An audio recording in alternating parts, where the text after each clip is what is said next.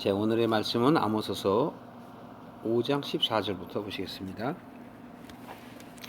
그 5장 1절부터 13절까지 하나님께서 그 이스라엘에 대한 그 슬픈 마음을 이야기를 하시면서 여기 요절은 5장 6절이죠. 너희는 여호와를 찾으라 그리야만 살리라.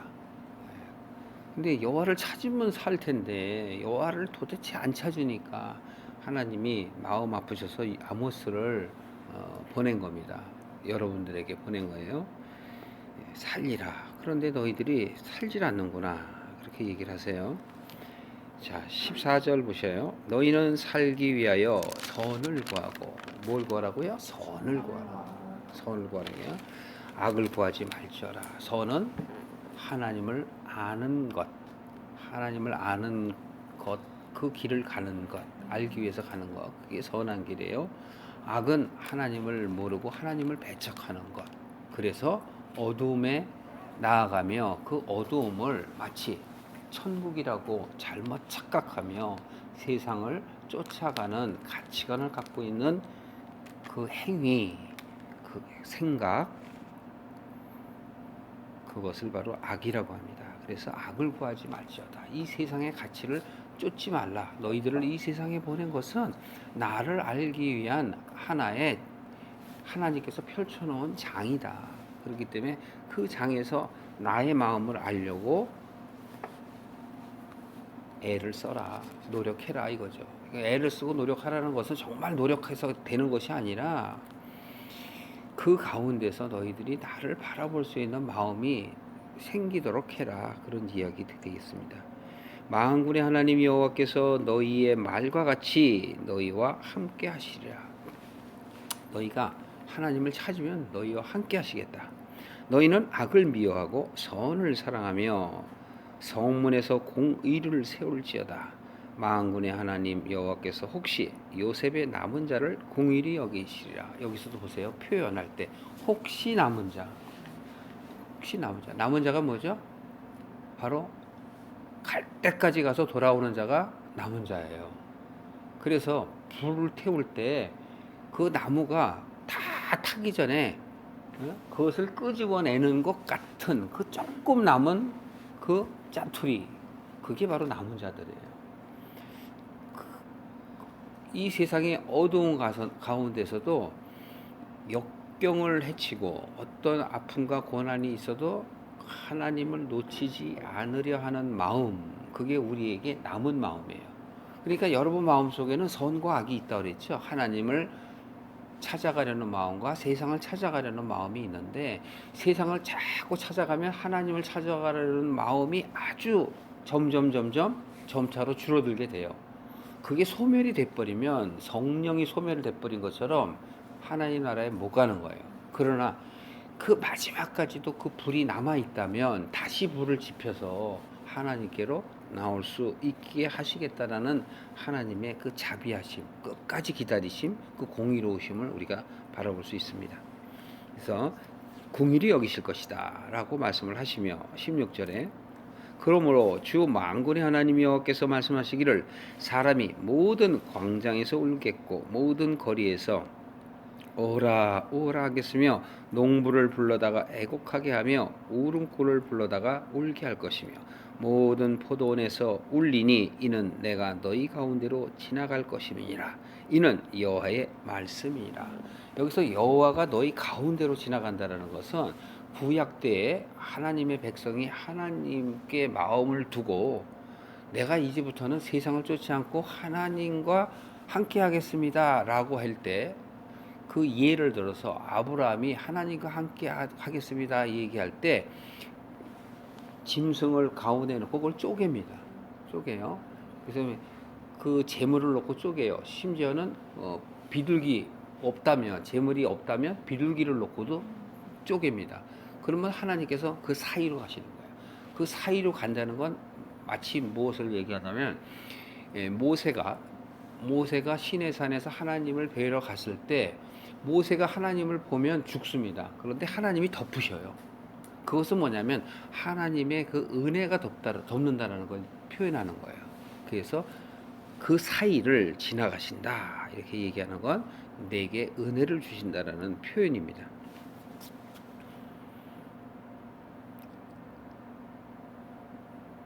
그런데 16절에서 보면은 너희들이 광장에서 부르고 농부를 불렀다가 또 울고 울음꾼을 불러다가 곡할 때 울음꾼이 와서, 요즘엔 별로 없지만 예전에는 그 곡하는 사람이 있었어요. 곡하는 사람이 막 와서 울으면 그 잔치집, 아니 잔치집이 아니지, 뭐, 예, 그 초상집, 거기를 아주 울음의 도가니로 만드는 거죠.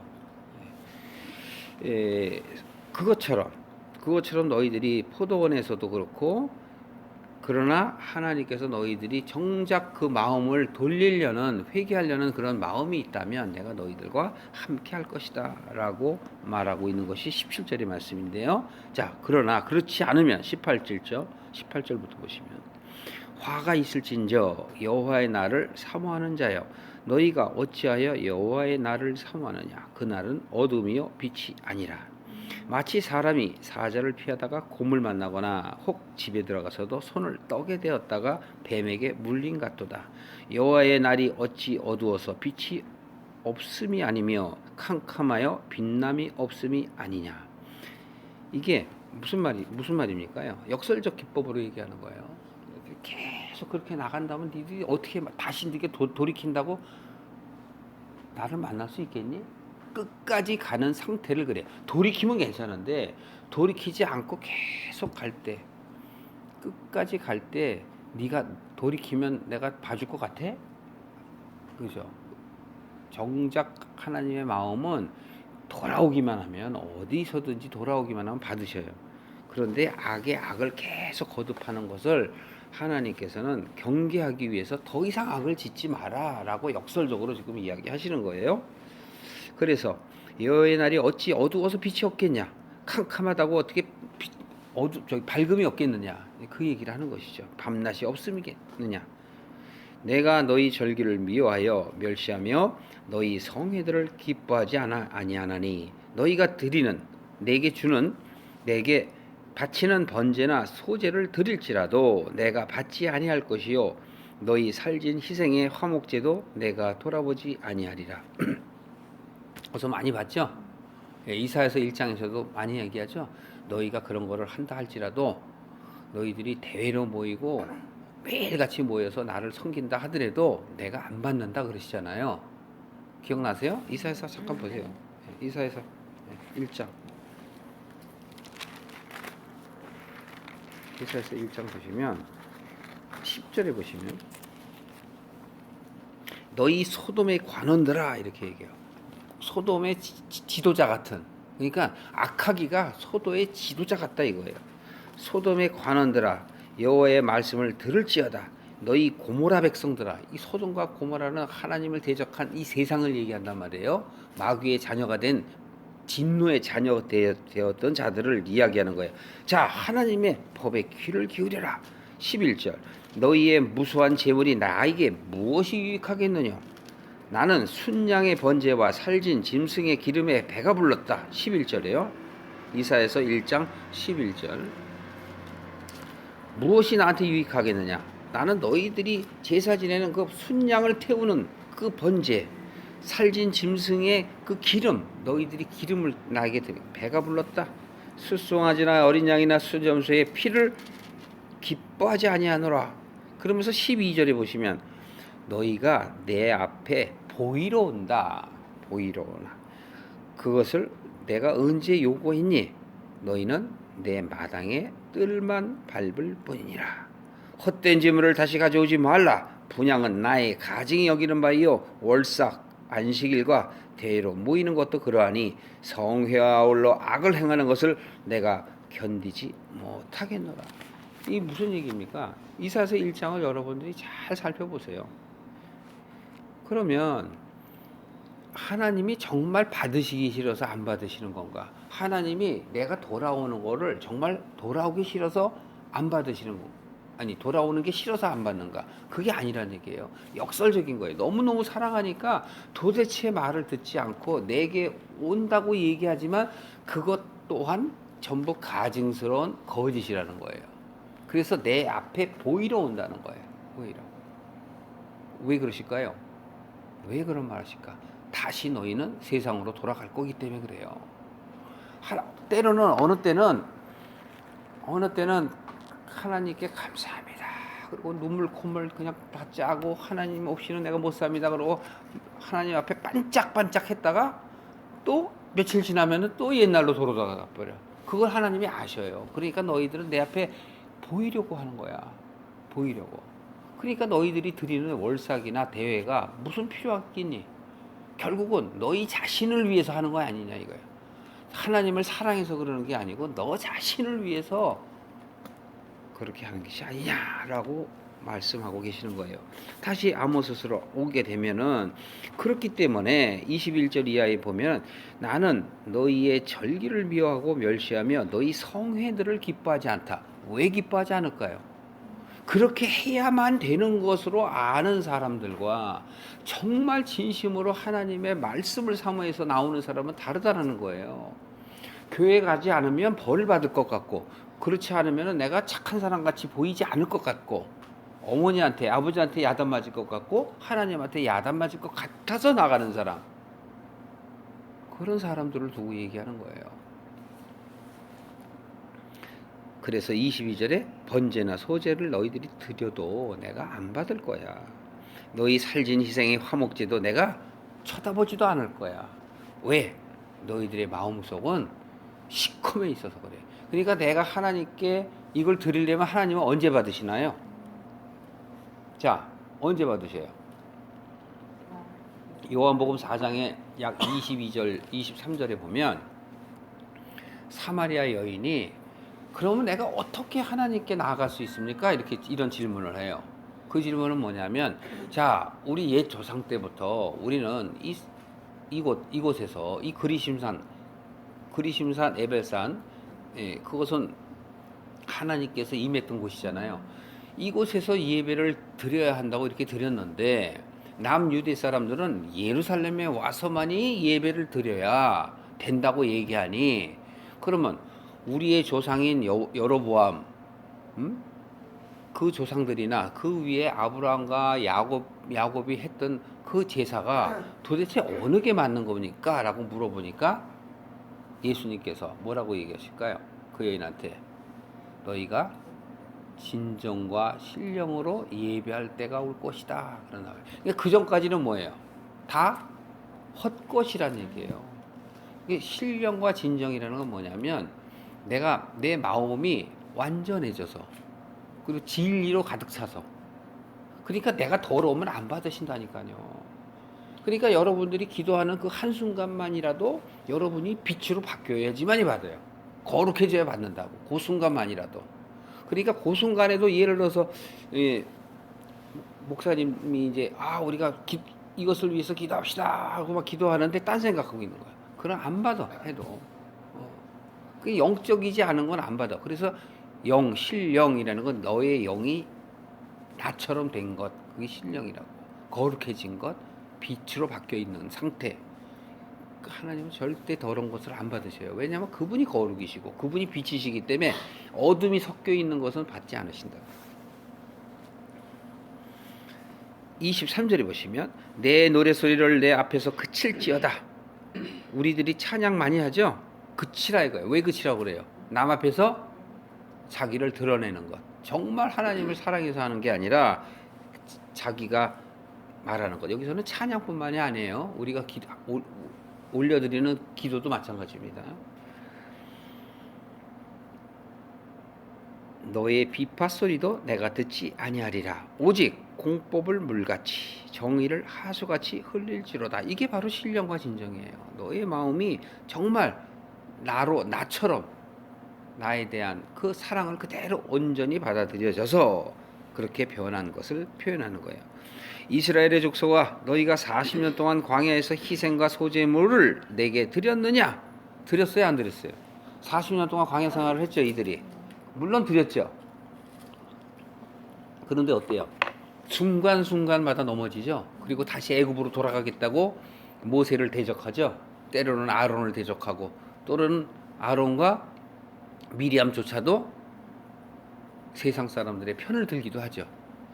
그러한 모습들 속에서 하나님께서 그들에게 40년 동안 농사를 짓지 않아도 만나를 주시고 먹을 물을 주시고, 그리고 옷이 헤어지지 않게 40년 여러분 가만 놔둬보세요. 옷이 그 햇볕이 많은 데다 놓으면 사가버리지. 삭지도 않게 하시고, 신발도 한 켤레로 지낼 수 있도록 하시고. 그들이 그렇다고 죽었습니까?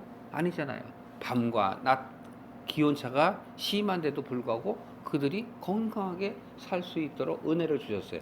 근데 그런 은혜가 우리들에게 정말 이 세상을 살라고 하는 게 아니라 하나님을 바라보라고 한 거예요. 그러니까 하나님이 광야로 보내신 것은 이 세상에 우리 마음을 두지 말고 오직 하나님만 바라봐라. 절대 의존주의적 하나님을 사랑하라는 이야기를 하는 거예요.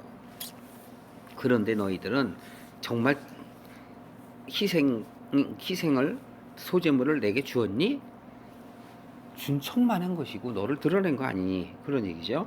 너희가 너희 왕 식굿과 너희 우상 기운 곧 너희가 너희를 위하여 만들어서 신으로 삼은 별 형상을 지고 가리라. 너희가 악한 마음, 너희가 그 마음 속에 악한 것을 지워버리지 아니하면 그걸 지고 가는 거야. 그걸 지고 가면 어디로 가요? 하나님 나라에 못 가죠. 음부로 간단 말이에요. 음부. 그래서 그렇게 될 것이다.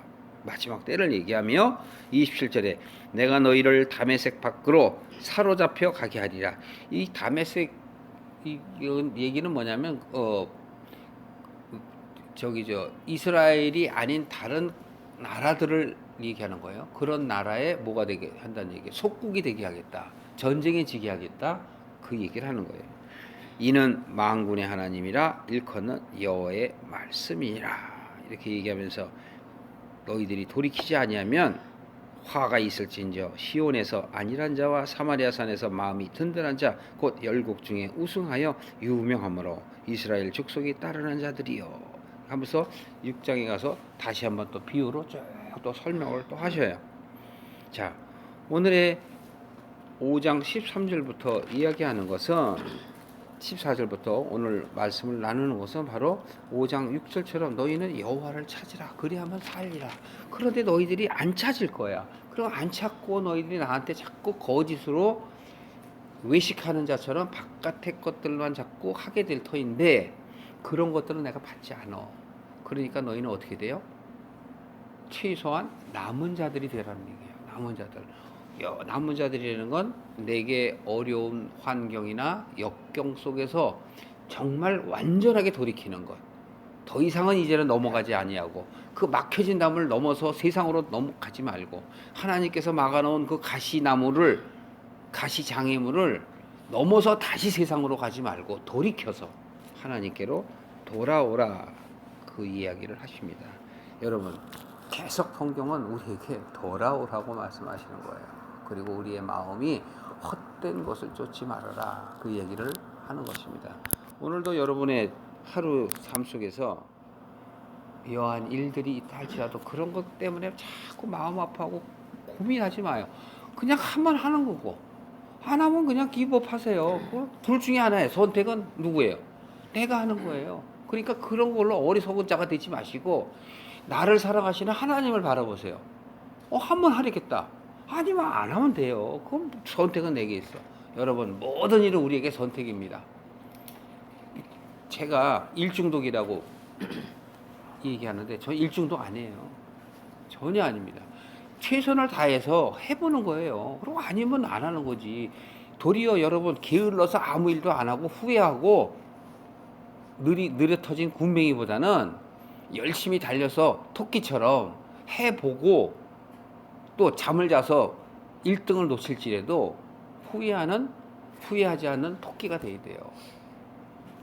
여러분들에게 삶 속에서 지혜를 얻기를 바랍니다. 성경 안에서 지혜와 총명과 보화가 있음을 깨닫기를 주님의 이름으로 축원합니다.